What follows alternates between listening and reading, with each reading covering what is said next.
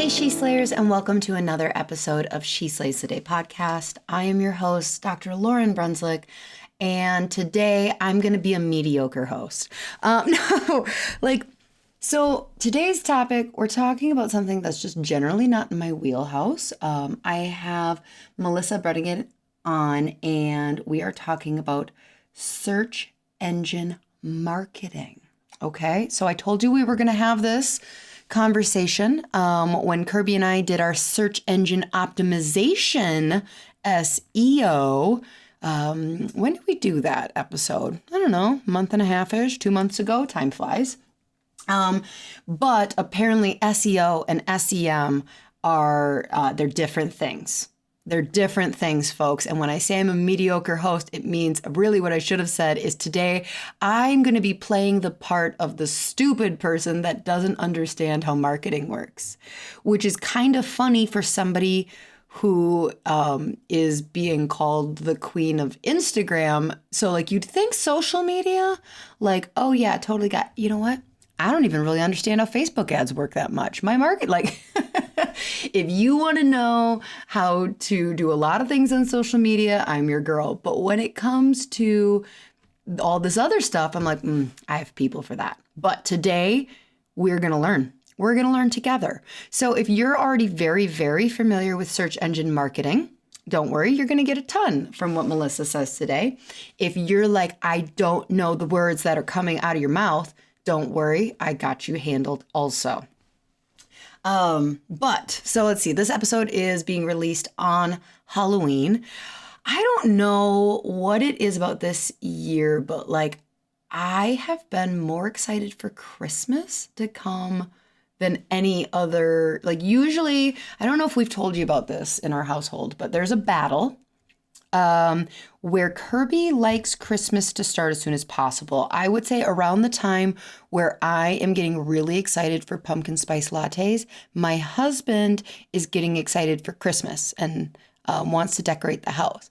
And my oldest, who's 9.5, is just as much of a Christmas spirit as he is.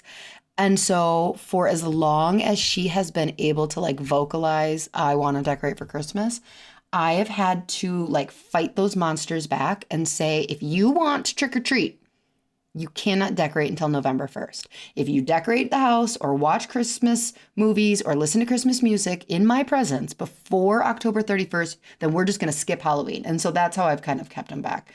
But even my like own self this year, I found myself like looking at Christmas decorations and like stuff like that. And I got a new tree skirt from TJ Maxx. I'm super excited. It's like crocheted. It's so cool. But yeah, I don't know what's up with that. This is also the least that our team has celebrated Halloween in clinic, which may be because Halloween's on a Sunday. Or it could be that after 10 Halloweens of being a practicing doctor, I have finally learned my lesson that it's kind of embarrassing when you sit down across from a new patient dressed as a kitty cat. Like I know practicing chiropractors are like, oh, yep, I can relate to this. It's all fun and games when it's just like you and your patients and they come in and they're like, oh my gosh, you're dressed like a clown. How fun. And it's great. And then you have to go in and have a serious conversation with somebody or sell a $2,000 care plan.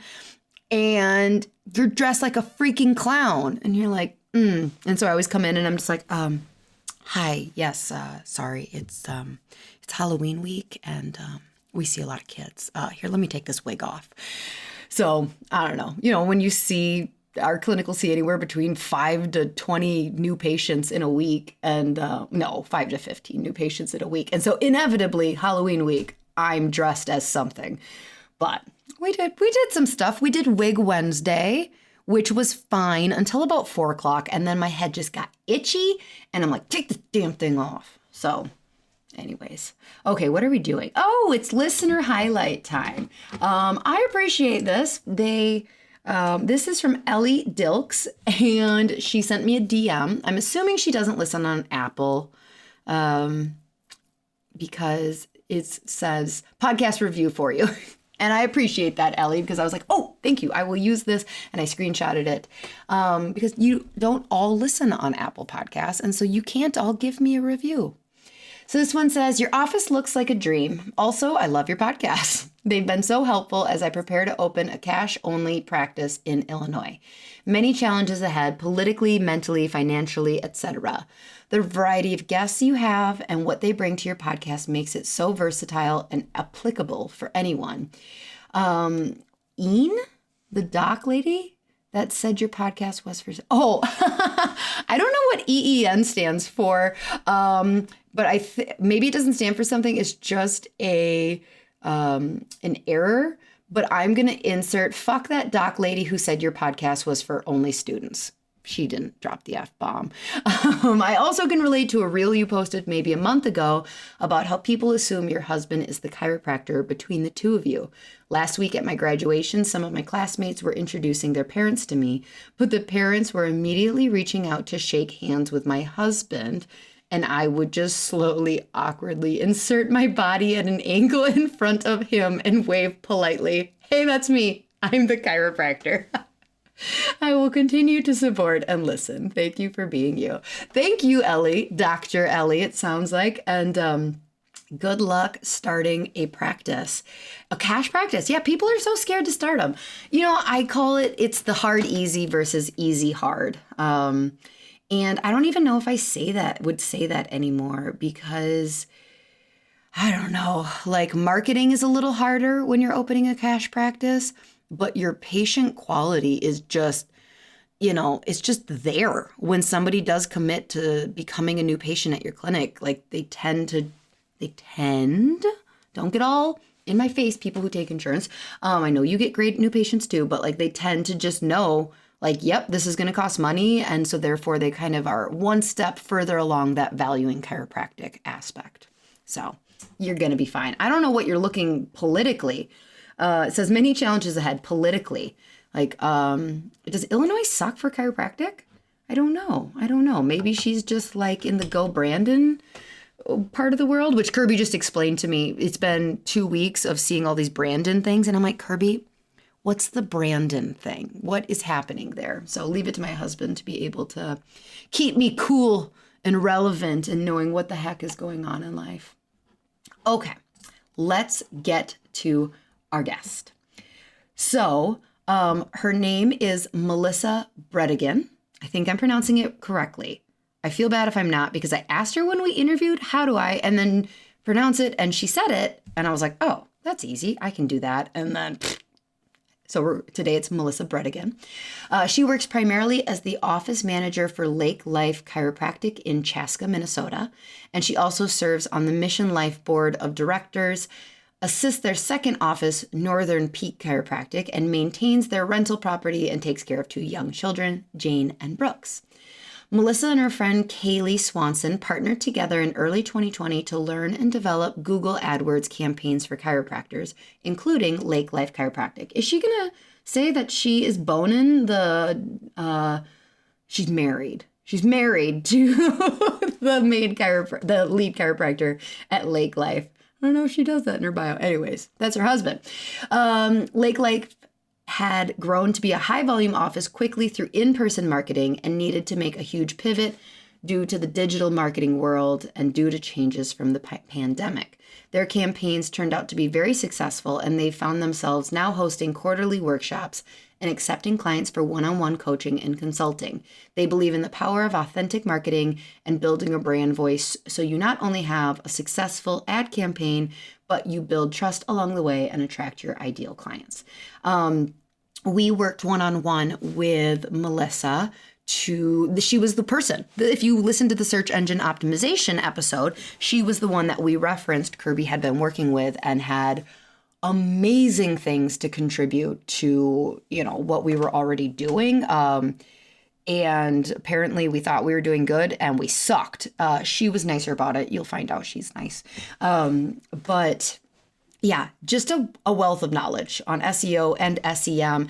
And we didn't even get to SMM, which is another acronym is that social media marketing? I think that's what SMM stands for, but we didn't get into that. I'm assuming that's like Facebook ads and stuff. We will have another episode down the road on SMM where I will sound like an idiot learning the things. Check the show notes and there will be a link that you can click on. She has a quarterly teaching thing, like workshop, that's the word I'm looking for, that will be happening in early 2022. So if you want to be notified about that, make sure you click the link in the show notes and get on that wait list. So let's pray and let's do this thing. Dear God, thank you so much for the spirit of people like Melissa who show up and love these things and get into the details and are so patient with people like myself that don't understand that aspect of this job, chiropractic. Remind us that we are in the same shoes that Melissa is for other people. We are that for a lot of our patients, where we just have such a wealth of knowledge and we want to help people understand so they can do good and, live better lives. But sometimes just the explanation and the learning curve gets in our way. So help everyone listening to, be patient with themselves as maybe they're learning a new skill like search engine marketing or search engine optimization or any of the other boring marketing stuff that we do to help make an impact within chiropractic. Sorry, Melissa, your job's not boring. I just find it boring. And help us chiropractors realize that other people might find our job boring as we're really passionately trying to explain them and help them live better lives. In your name we pray. Amen. All right, crew, this is my conversation with Melissa Brettingen. Hope you enjoy. Welcome to the podcast. Thank you so much for having me on today. I know, I'm excited, but kind of nervous to talk about this topic because I have no idea. This is not my wheelhouse. Like, this is much more Kirby's wheelhouse. I was like, how would you feel about interviewing her? And he's like, I don't think your listeners would like that. It'd be a little bit of a dry conversation. You do. I'm like, all right, well, fine. So today I'll be playing the role of the chiropractor who has no idea how to do any of this online thing. That's great. We love that. I'm going to be playing stupid. I'll be playing stupid. Really, I'm just super smart at it. I'm just pretending. So before we jump in though, tell me a little bit about yourself, you and Pete, like how your roles work together and things like that. Awesome. So I am not a chiropractor. My husband, Pete, went to Life University, graduated 4.5 years ago. And we moved up here to Minnesota. He's from this area in Laconia, Minnesota. And we opened our practice 4 years ago. We're celebrating our birthday now. My background, however, is actually in teaching. I was a 4th grade teacher. There's a lot of fours going on, so I should look up what that means today. And I left that really to help pursue a career with Pete and grow our business together. And then also because of the perks to raising a family and having some flexibility with our time.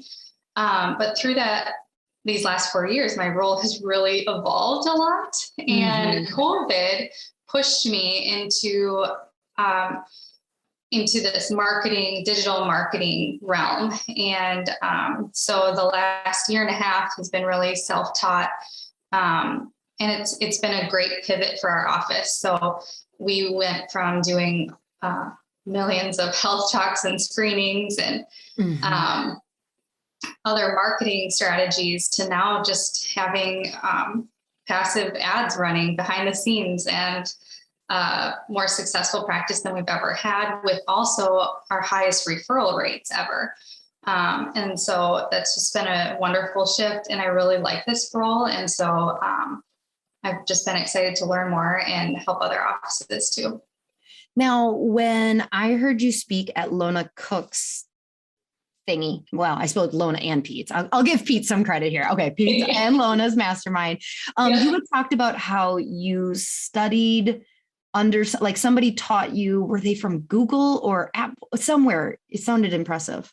Yeah. So she is my best friend. We actually had a really great, funny story of meeting each other. So our sons were both going to a Montessori preschool together. And I was wearing my Freedom Keepers yellow shirt at pickup one day. And she came up and introduced herself and said she'd been referring a bunch of patients into our office. And I was like, oh, great. Well, great. Who are you? How come you're not a patient? Exactly. Who are you? And sure enough, she had, and some amazing people. And so through that, our friendship grew, and her background is in marketing. I don't know her specifics, but she has a ton of work in it and has this great brain. And I love talking with her about it. And so she ended up doing one-on-one consulting with me when COVID started. And that's where I've learned a lot. And now her and I partner together to support clients and do workshops. Got it. So you guys grew. So you started 4.5 years ago or 4 years ago. And for the first 2 to 3 years, you were doing a lot of external events. Yes. Yep. So screenings at, farmers markets and different community events. We did a lot of business health talks, bringing in lunches and doing a 10-minute talk, and offering a discounted appointment. We went to chamber meetings. I felt like we were doing a lot, and it obviously worked. Our business grew quickly. So I still think those are valuable, but you never know. It's not as predictable of an outcome. So you can walk into health talk of 20 people and spend who knows how much on food and nobody sign up. Or, the opposite could be true. And so there's some emotional burnout with that too. There really is too. And did you have CAs also that were? Yeah. So we were a external event kind of clinic, really until through 2019. I think our last major event was in January of 2020. We did this all day, huge, it was basically this huge thing where we were all these women and there was yoga and there was all this stuff, just exhausting, tons of money. And I don't know, I mean, it kind of paid off, sure. Yeah, we were big. Our team was getting exhausted. It was just, all of that was a big push to get people to sign up, especially because we're in a small town. And so we don't have a lot of people that, they're like, oh, I've already been to a Perfect Storm. I've already been to an ADHD talk of theirs, so it was getting difficult. So I don't want to say welcomed. Hindsight, the pandemic was a lovely force from external to, I guess this isn't internal, but this different kind of getting patients. Yes. Yeah, I agree. And especially in a small town, you're probably having to create a lot of those events yourself, which is even more time and energy. Yeah. And I think it's still really good to do those, but now you can pick and choose. You can pick. Yeah. You can pick and choose. Okay. So after Kirby and you met a couple months ago, he and I did an episode on search engine optimization, which for everyone listening will going forward be called SEO. And, we just kind of raved about all the things that you had helped us with. But then he said well, really, we should have Melissa on to talk about SEM. And I was like, what? The H is SEM. So can you tell me what SEM is and how it's different than SEO and SMM? Yes, I can do that. I really like these acronyms. So SEM is search engine marketing. So you are actually paying to increase your visibility on Google or on search engines like Google. So you're paying for certain keywords. When someone types in that keyword in the search bar, their search result page will show your ad on that page. Okay.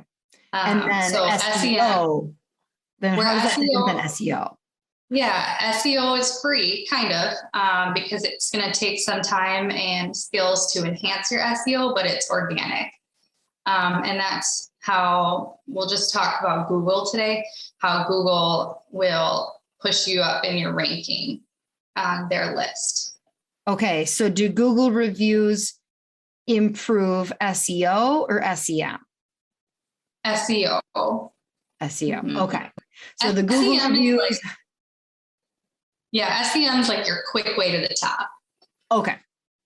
Got it. Yeah. And But then, SEM is going to ultimately, so if you're paying for your advertising on Google, it will ultimately enhance your SEO because you're showing Google that as long as your site is functioning well, you're showing Google that your site and content is valuable too. okay. And so, you kind of already said like, well, we're going to talk about Google today. Like, so when it comes to this world of SEO and SEM and things like that, ultimately, obviously it is like October of 2021 and who knows what's going to change in a month or whatever. But like, is Google where everybody's focused right now? Like there's no, like you should be splitting your time between Google and Yelp or Bing, or is Ask Jeeves still around? Should I be investing money in Ask Jeeves? I don't know about Ask Jeeves. Are you old enough to know what that is? Yes, I am. Okay. I'm 32, so okay, yes. Not too far off there. I think Bing would be a good early adopter opportunity because more and more people are moving away from Google and onto other search engines. Yes. So for me personally, I like using DuckDuckGo now because it doesn't use all this tracking that Google does. Now, as a consumer myself, I do like that Google knows what I like and shows me all the ads for things I want to buy. But DuckDuckGo, if you're trying to do just some research without, Google getting in the way of what they think you want, DuckDuckGo would be a good platform for that. As a consumer. Yeah. Oh, okay. No, if you're researching, I think myself as a consumer, I like using Google because they know me already. Sometimes I think they know me better than I know myself. Well, I'm pretty sure that's their number one goal. So yes. Okay. But DuckDuckGo, you could still do like ads and things on. You can. Yeah. That's part of my Q4 goals is to look into advertising on other platforms. But a really good thing you can do is look at your website analytics and see where people are coming from that are finding your website. So for us, it's still definitely Google. Okay. And so we do paid advertising on Google. My close second is Safari. Safari? Yeah. I know. I know. That's how I felt too. Interesting. Okay. So I'm not sure why but that's something that we could look into next, if your budget allows for that and you have the time or the resources to do that. But I'm guessing for most people who are just starting out with advertising, Google's probably the good place to start. Got it. So, when it comes to money, there's kind of this we'll just make it rain over all of the platforms. And it's well, that's not really possible. How did you guys determine how much money to be spending? Okay, so that's a good question. We kind of worked backwards. So we thought about how many patients per month we wanted to bring in through Google Ads. Okay. And then I think as a base, just assume that it's going to cost you about $100 to convert someone as a new patient. Okay. So if we wanted 10 people through the door, we'd be spending $1,000 on marketing that month. Okay. On Google Ads. And so we went at it that way. And our cost of acquisition is more like $80. Our office in South Dakota is closer to $20, but they're in a more rural setting. So their rate of return's a lot higher. But you can really, that's a nice thing. How did you originally come up? Is $100 a broad stat amongst Google Ads, or is that more of a healthcare thing? Is that just from your experience in other clinics, or like, how did you kind of go like, well, if it's less than 100, we're doing good. 100's about normal. If we're spending more than that and not getting enough patients, we're sucking at this. That's a good question. I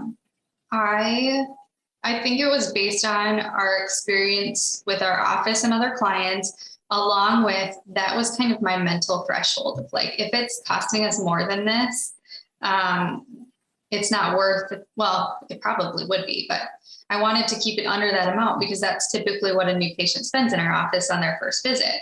Mm-hmm. And so if we can break even on the first visit and we have a 90% plus continuation rate, that's great. Right. So I kind of, that's in my head, our threshold there. Okay. Yeah, that makes sense. So if you've got like kind of like your budget. Now, some people, like a lot of people will be like, okay, I'm not married to a Kirby. I'm not married to a Melissa. So how much, like if you had an independent chiropractor trying to figure out like to hire someone, how much money do you know the question? Like how much should you be paying someone to do this? Because that's above and beyond the $100 you're spending with Google. Then you're then now paying someone else to do it. Right. I don't know if I would. I do spend a bit of time on this, but it's also because I'm supporting several offices. But I really think that a chiropractor with maybe one team member could do these Google ads on their own and update their website. I think there's so much power in doing your own branding and digital marketing, because if you're authentic on there, you're going to be attracting your ideal client.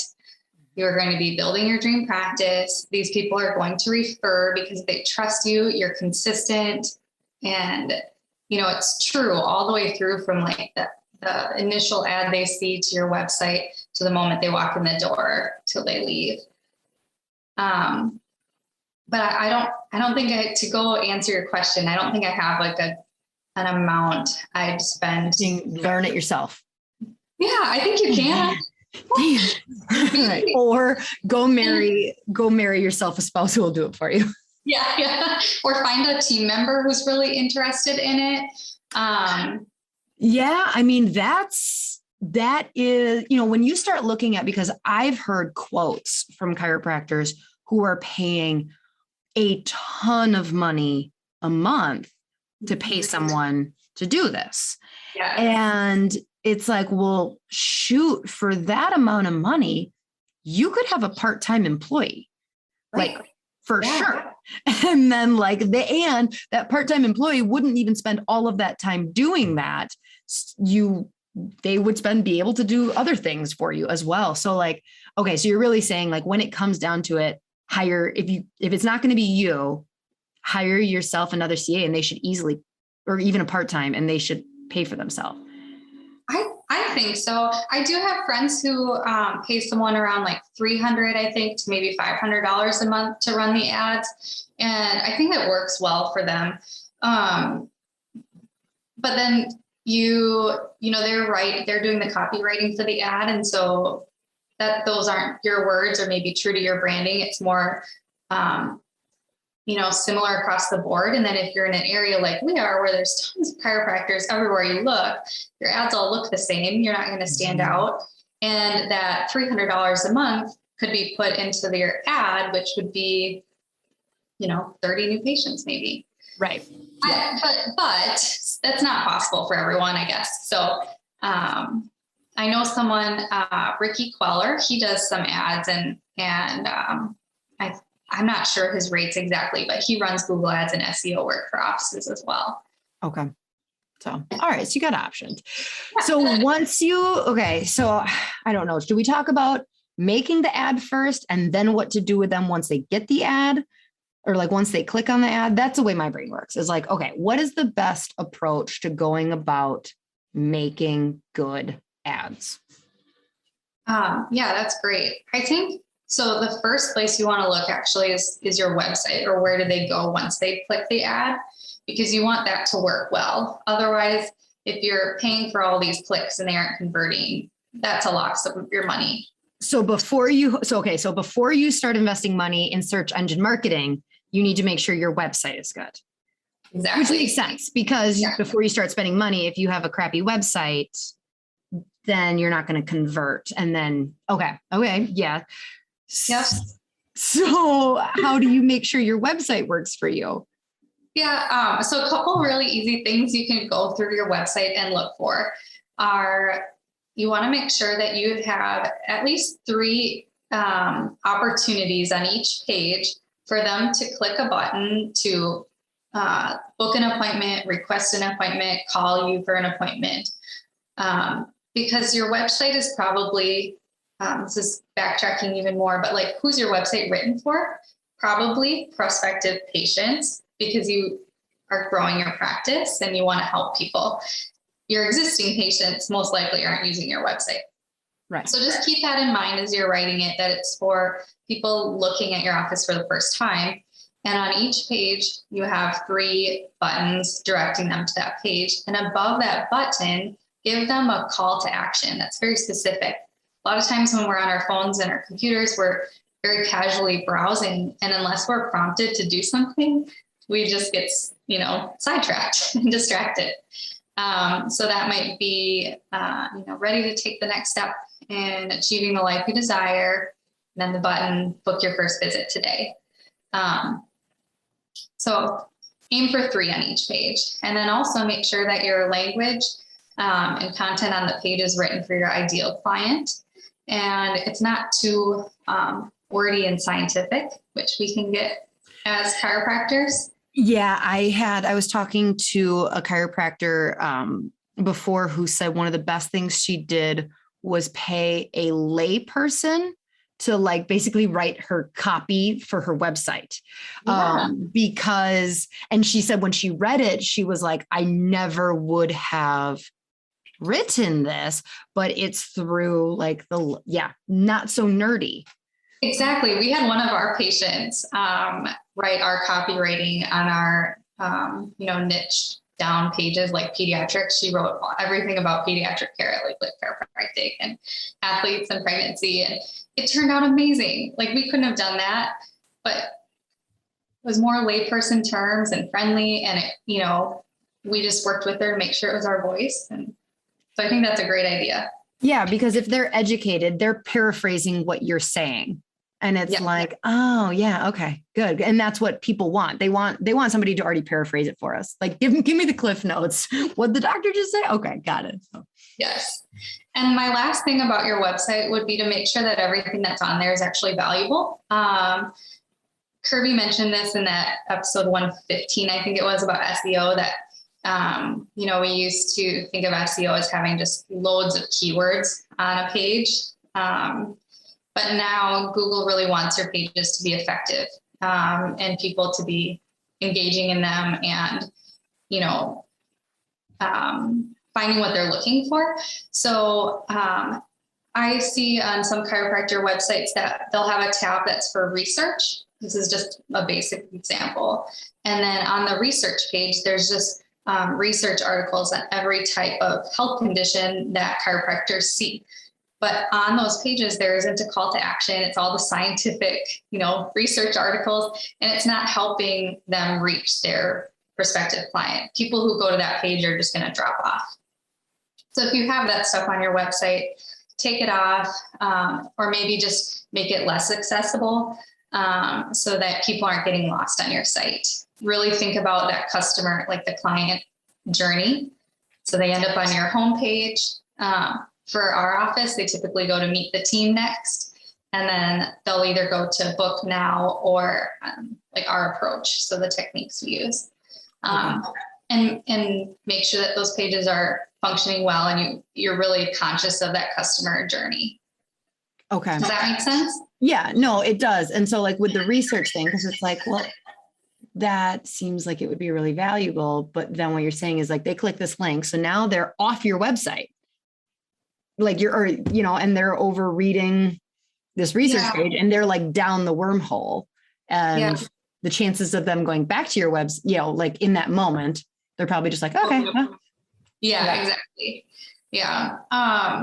And you know, the fun part is you can create this however you want to. And so maybe your office really values that research. And but like type up your own summary at the top, with a call to action on what they should do next, or a couple other pages they could go click back to on your website, you know, and then have the bigger research below if they want to do that. Okay. Okay. Yeah, I see the difference there. Okay. So you've made sure your website is rocking and totally going to convert the crap out of people. Yes. How do I make ad? Good. So I would do some keyword research, and you can find this if you haven't done it already. Make sure that you download Google Analytics, and you link it with your website so that you're tracking all that data on how your website is performing. So a couple. I just go to Google and type in Google Analytics? Exactly. Okay. Again, I'm thinking to play stupid for people. Okay. So go to the Google search bar and type in Google Analytics, and it'll be like, oh, we know what you're trying to do here. Okay. Yes. Yep. You'll create an account, and then depending on what platform your site is on, you have to link the two. And so that'll be you'll probably have to do a Google search or watch a YouTube video, but they're out there, and you'll just put the Google Analytics link into your website. So it's tracking that data. And from there, you can see what keywords people are typing that's bringing them to your website. And you'll want to make sure that those keywords are reused in your ads. And then you can also look up, do some keyword research. I'll find the name for that. Oh man, I forgot it already. Let me come back to that. But essentially figure out what keywords are bringing people to your website, and write all those down. Make sure you have your consistent call to action, and if you have a tagline, like have that brainstormed and written out too. And then when you're ready to write these ads, you just go into Google and you type Google Ads, and you click on that and create an account. I really like. Wait, do I need to create an account even though I already created an account with Google Analytics? I need to create a new account. Okay. Yep, exactly. That's a good question. And so you'll have a Google Ads account. I like running smart ads. So there's a lot of, most people, like if you're paying someone to run your ads, they'll probably run search ads. Those are much brainier ads to do because, so smart ads means that Google is going to be optimizing your ads for you, and Google can tweak how your ads are showing up based on what's performing well for you. So if that makes sense. So that's why I think, it's like with Facebook where they want you to keep spending money. So they want your ads to be successful. Yes. And they've got way more data than I do. So exactly. Yeah. So this is why, you and I could run our own ads using a smart campaign. And so I really like doing two basic smart campaigns, one of them being a branded campaign. So that would be all about Blue Hills Chiropractic, Lauren Brenslick, where it's a kids chiropractic office where you can bring your parents, whatever your tagline is, like include that in your branding for that ad. And then another ad campaign that is geared towards your location. Okay. So you start very, okay. Conveniently located near XYZ. So you'll have, so when I typically am helping someone, those are the two basic campaigns that we start with, is a branded campaign and a location specific campaign. Now for you, Lauren, you've been in practice for a long time. You have a huge referral based practice. Maybe you just want to capture more of those ideal clients like pediatrics. And so you might just choose to run a very niched ad like pediatric chiropractic care. And so all your keywords would be around what those moms are searching for on Google to find you. And could I have a third ad? Yeah. Or like, would I, Like, is there a certain point? So let's say that I am going to spend $1,000 a month, and which sounds like so much money. But then like when you're like, but how much is a new patient worth? And yada, yada. And back step on the whole budget thing is before we had any information from you and we started looking at like, well, how much money are we going to spend on Facebook and Google? It was kind of like, well, we're not doing any events right now. And we used to average, I mean, gosh, by the amount, the food, and like by the time you like take into account, we would probably spend $500 to $1,000 a month on stuff. Maybe a little less, maybe more for our January one, but usually, so like that's kind of where we started of like, okay, we're not doing events. Let's start with $500. We're comfortable with that because that would be a pretty low key event. And we'll see what kind of return we get. And then we started getting more return. So it was like, oh, that pays off. So then I'm like, all right, well, let's bump it up to 700. And so like, that's kind of how we inched our way up, was looking like, well, we're not doing all these events. What do we do with the money? Okay. That was a side tangent. So let's say, oh, sorry. I never even got to my question because I got off on a side tangent. So a follow-up tangent. Okay. You say your follow-up tangent now before we. Yeah. Okay. So we spend probably, $20 to $40 a day per ad campaign. And at one point, to answer your question about like, can I run 3 campaigns? Yes. At one point we had 6 running. Okay. And so maybe even more than that. And they were doing so well. This was last August that we just kept slowly increasing the budget. And we had 70 new patients that month. Oh. Now we spent several $1,000s on advertising, but the rate of return was so great. Like that was a huge season of growth for our office and it was well worth it. But you do need to have some, capital on hand and be ready for that. But you can also in Google set a limit on how much you want them to charge per month. So if you're like, I can't go over $500 this month, the ads will just shut off at that point too. So you're very much in control of what you're spending. Okay. So then along that, and this, so let's say you have like 4 ads going, you write 4 different ads and you tell Google, I don't want you to spend more than $1,000. If you're running smart ads, will Google like automatically like spend more showing an ad that seems to be performing better? Or like, do you have to be like, okay, Google, spend $250 on each of these ads, or will they do it for you? Okay. So 2 answers to that question. The ads that show up are triggered based on the keyword that someone types. So each of your ad campaigns will have slightly different keywords. And so that's what's going to choose which ad shows up. Does that make sense? But yes. within a campaign, in smart campaigns, you actually have 10 different written ads.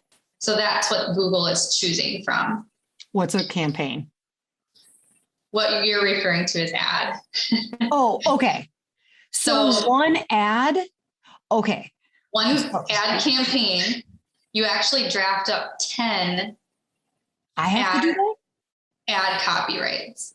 Okay. So I put in, how many keywords am I doing in this ad? Let's just pretend I'm a kindergartner. Okay. So I'm creating my ad and let's say it's the brand one. So it's like one, like and how many keywords am I trying? Like, does that matter?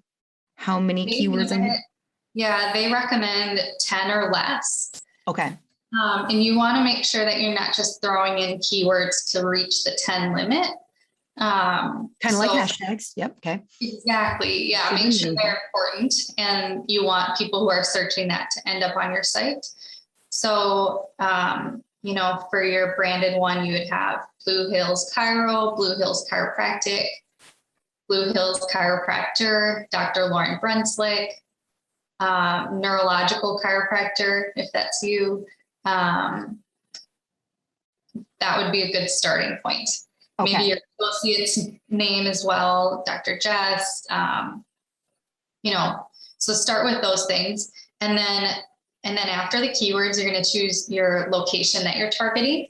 And that can either be a radius around your location, or it could be pick and choose, cities in your area. And then after that, you'll do your writing for your ads. So, and that again, you can write up to 10 different versions for that campaign. So you're just basically taking the keywords and jumbling them into. Yeah. Do people struggle with this? Yes. Like, I feel like I would have two. I would be like Blue Hills Chiropractic, Lauren Brunswick, Rice Lake, Wisconsin. Rice Lake, Wisconsin, Blue Hills Chiropractic. Like, is that literally what you're doing? Pretty much. Don't forget your call to action. That's the most important part. What do you want them to do when they see your ad? Do different call to actions, like, can I use the same call to action? Like, isn't the call to action like, click here? Yep, same. Use the same one. And why should they click here? Try and tell a little mini story about here's the one I just threw out there for pregnancy. Get your pregnancy glow back, book your first visit online today. So you can tell that, oh, I'm pregnant and I'm in a lot of pain and I just want to get back to feeling myself, so I'm going to book the appointment. You said it a couple times. Does book your first visit, like that, does that seem to land better than like click here to schedule, or like, schedule here? Like, I just noticed you've used that term now a couple times and it seems like more inviting and softer. So I didn't know if you had. That's just my own personal, that's my preference. That's what we use at our office. It doesn't work for everyone's office. So it has to be whatever you're using as a part of your brand. And so you kind of have to pick yours and run with it. I'm using it just because it's so ingrained in me and that's what we use for our office. But maybe it's request an appointment, call our team today. How much do you recommend when I am making these 10 ads, I play around with the call to action? Or not 10 ads, 10 versions of this ad. Mm-hmm. Like, how different are they? They're not much different. Not much different. Yeah. One thing that we're learning now is that Google's actually cutting off the last lines of your heading and the last lines of your body text in the ads. So we've started moving the call to action up a little bit. So you'll have 3 headings and 2 lines for the description of the ad. You might just want to make sure that it's up higher, especially if they're looking on their phone, it'll be cut smaller. So you don't want the last sentence to be the call to action because it's probably going to get cut off. Right. How do you put a call to action in the middle? So your first headline might be chiropractor in Rice Lake, Wisconsin, or best chiropractic office, Rice Lake. And then your second one, book your first visit today or request an appointment today. And then your third one, Dr. Lauren Brunswick. Okay. Yep. Okay.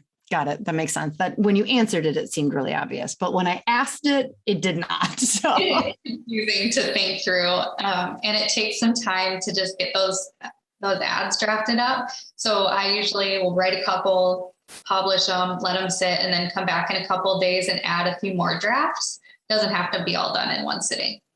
Oh, that's really funny that you just brought that up, because I was literally about to ask, this seems like something that you'd get better with time in, and that you would just kind of get into a flow of sitting down for 4 hours and doing this. But you're saying do a little bit, leave, kind of come back, let your brain.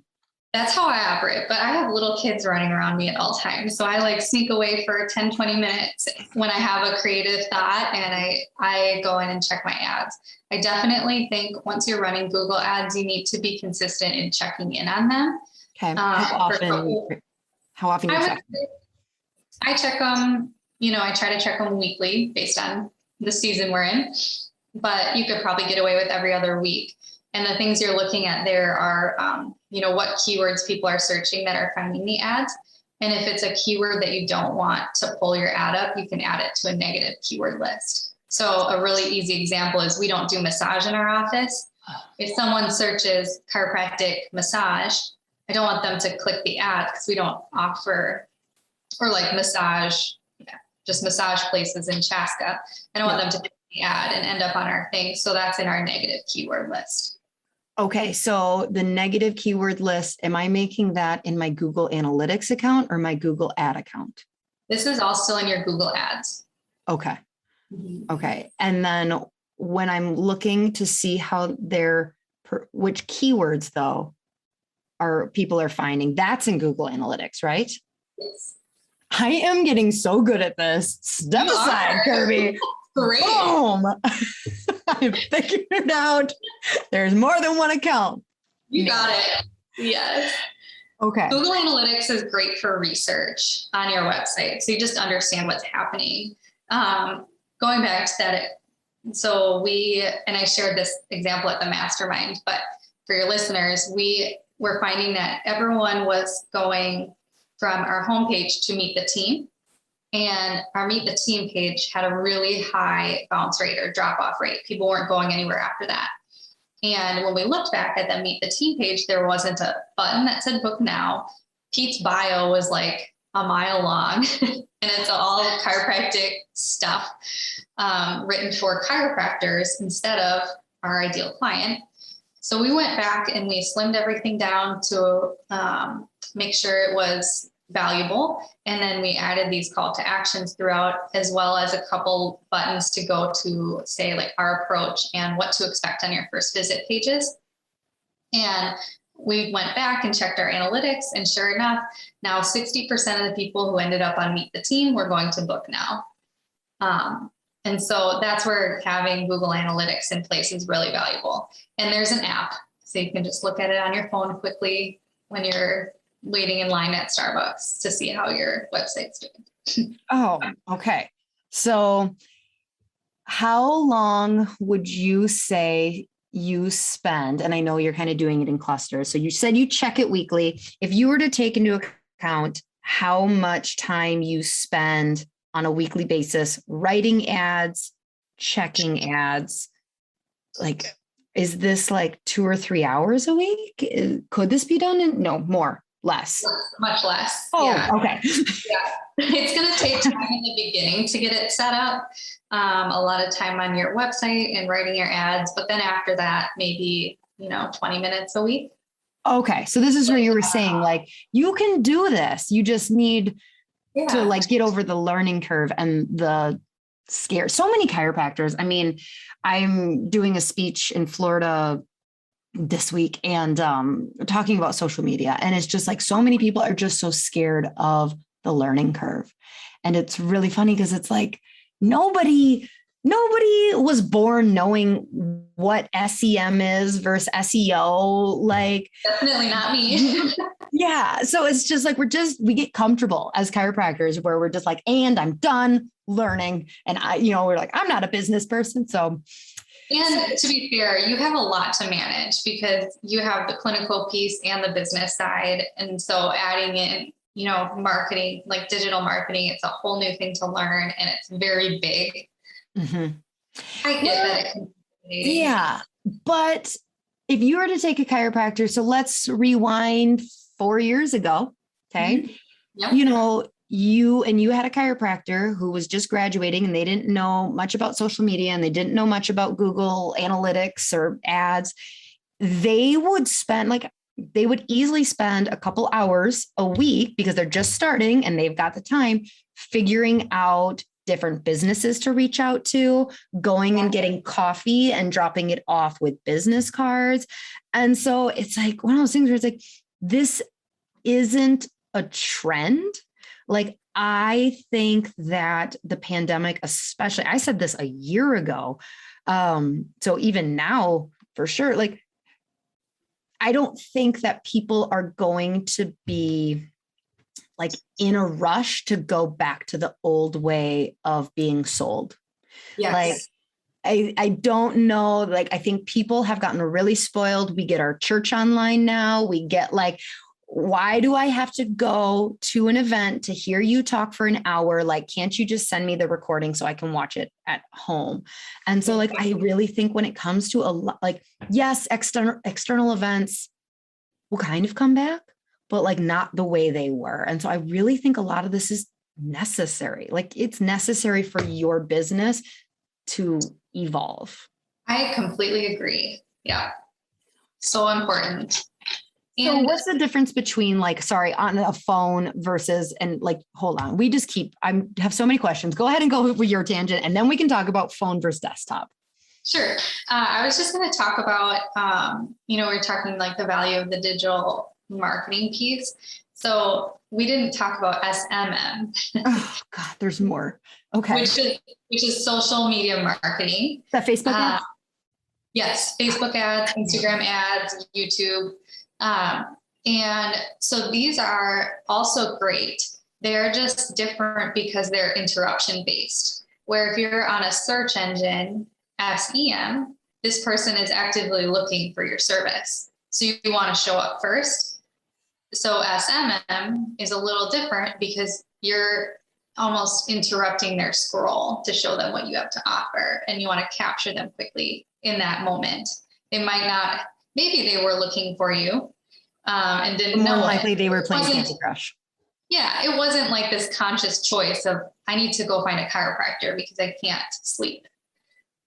God, those ads have to be much different. Yeah, we haven't done Facebook and Instagram ads anymore.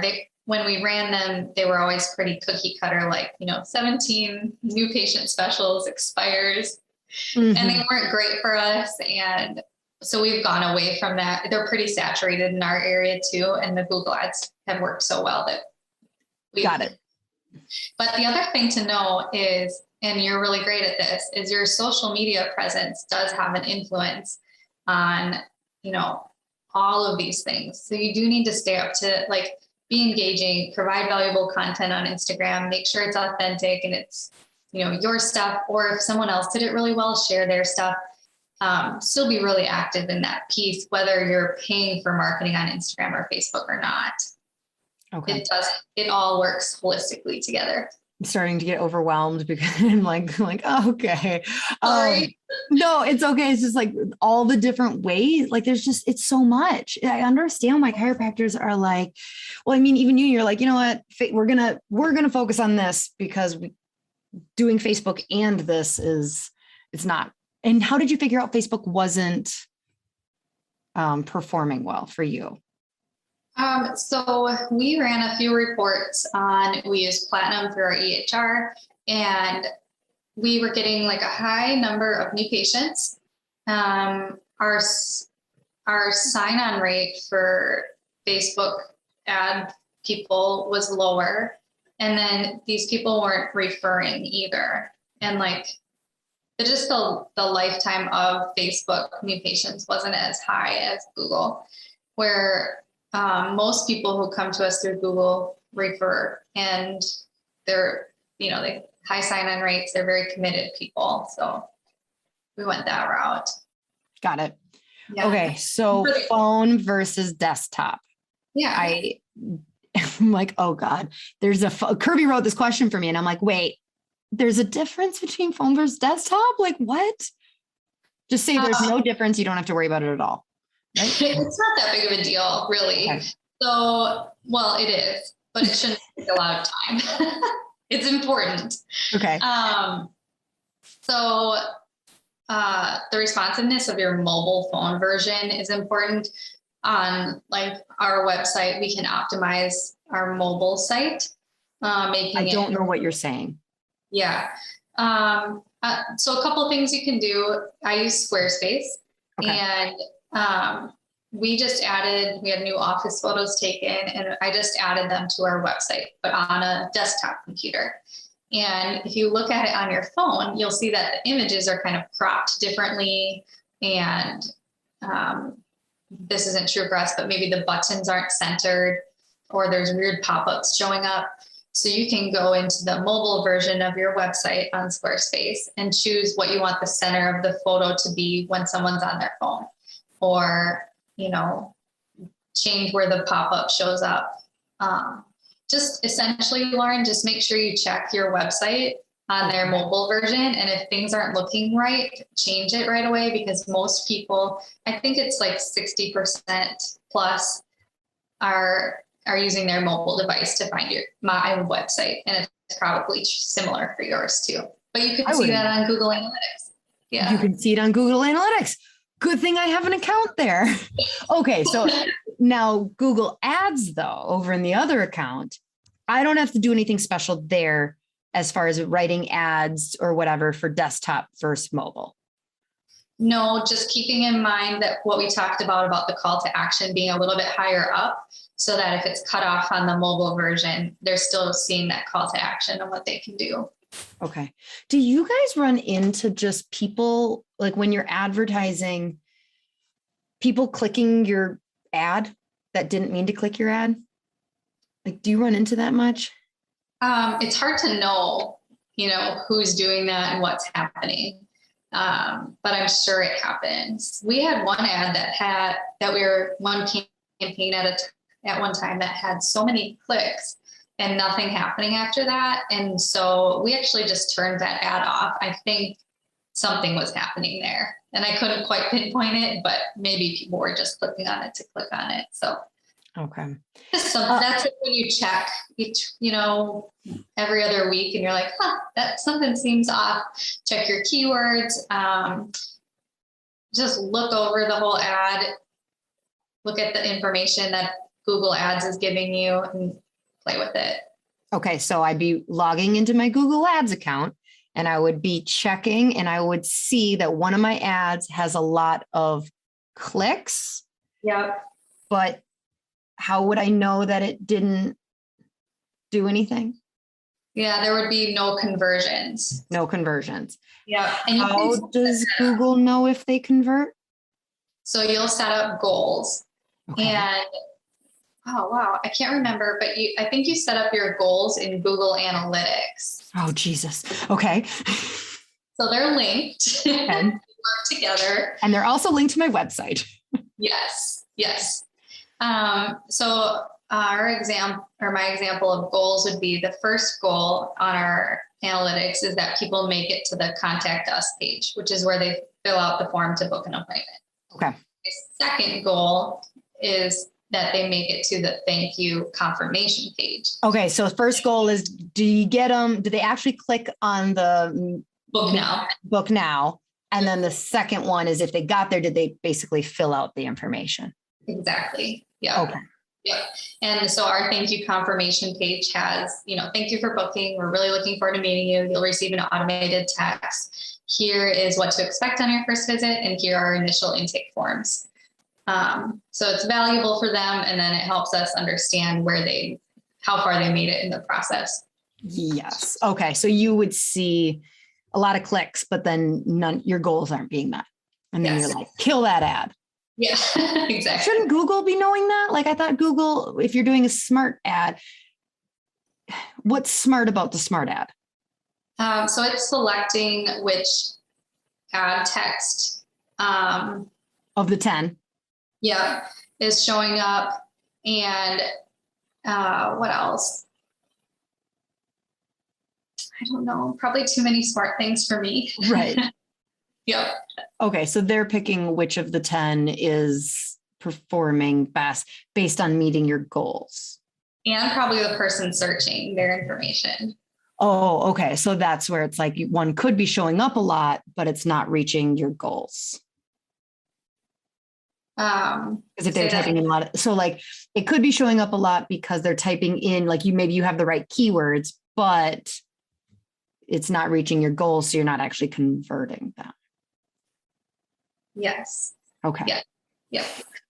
And it could be a lot of problems then at that point. It could be your ad, your website. It could be someone's trying to sabotage you, but I doubt it. Like I would just not let that.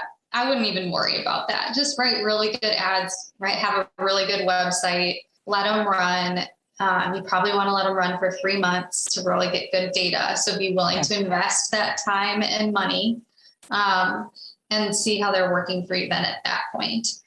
But give it some time for sure. Okay. So like you got to give it, so you shouldn't be, if you're just getting into this, like making calls after a week. Exactly. Okay. Right. I'm glad you mentioned that because I would be like, you're done. You're dead, ad. I'm not spending any more money on you. That's okay. fair. So then kind of, what about video ads?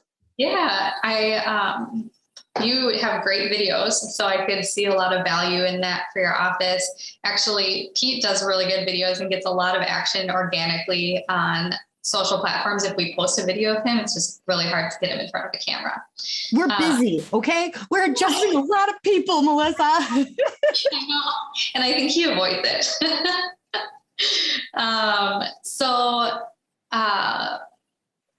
But you could definitely run a video ad on Facebook, Instagram, or YouTube, and I could see a lot of value in that. Not Google. Google doesn't do the video ads. I haven't done that. Okay. I'm not sure. I haven't seen it. Yeah. Like as a consumer, I have not seen video ads. I think when you see that in a Google search, it's actually a YouTube video. Okay. I'm pretty sure. Yeah. So many different ways. All right. So then kind of final question. As you've nerded out over this over the last couple years, what is some of your like best advice for a chiropractor who's about to like sit down? Like what has worked the best for you in your clinic when it comes to writing successful ads? The big question. So, and I think I sound like I'm being really repetitive saying this, but make sure that you have, you know what, here'd be a good thing. Grab the book, Building a Story Brand, and read that book. It's going to help you understand how to write captivating content on your website and your ads. And the whole premise is to write a mini story that tells how your brand can provide what your customer is looking for.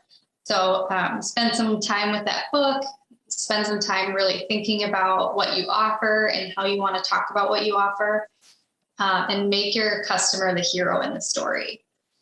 And if you can do so it's making sure, yeah, I mean, I can understand why you're like, that's a big question because it's like, it's learning what is your voice and not just what is your voice, what is your authentic voice, and make sure your authentic voice is what they want to hear. So put it through the filter of like, this is what I'm saying, but I'm saying it in a way you want to hear it. So yeah, for whoever your ideal client is, you know, for us, it's Jen and she's like 35 with 3 kids and we know all about her. And so our stuff is written for her and to support her in making health decisions for her family. So I think what does Jen's husband do? How's Jen's husband about chiropractic? He's a golfer and he comes in because he's worried about his golf performance. Okay. All right. Yeah. Okay. Yeah. All right. Well, this has been a lot of information, but I love it. I'm going to go ahead and fire Kirby. I'm pretty sure that I can do this. God, I'm joking, Kirby. Don't leave me. Kirby's great. I've loved working with him. That's what everyone says. I was talking to the president of the Women Chiropractic Association prepping for this convention coming up. And she was just like raving about Kirby. And I'm like, yeah, I know he's great. I married up. But how does someone, because you are starting to work with chiropractors beyond your husband. So if someone was like wanting more from you, learn more, like how would they do that? Yeah, we're definitely working out the kinks. So we recently held an in-person workshop. I think it went really well. We plan to do a few more of those, but we also take one-on-one, coaching clients. And that's where we walk you through how to improve your website, get everything set up, writing your Google ads, and then monitoring them. But we haven't found a good platform to talk about this yet. It's just been in more private groups that we've shared the word.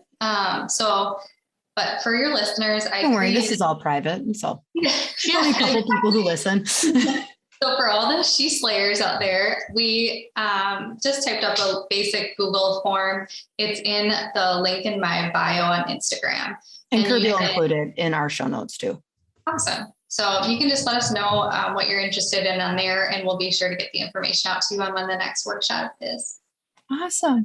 Well, Yeah. thank you so much. I hope I didn't sound like too much of an idiot. You were on it, Lauren. Again, I was just pretending. I knew all that stuff.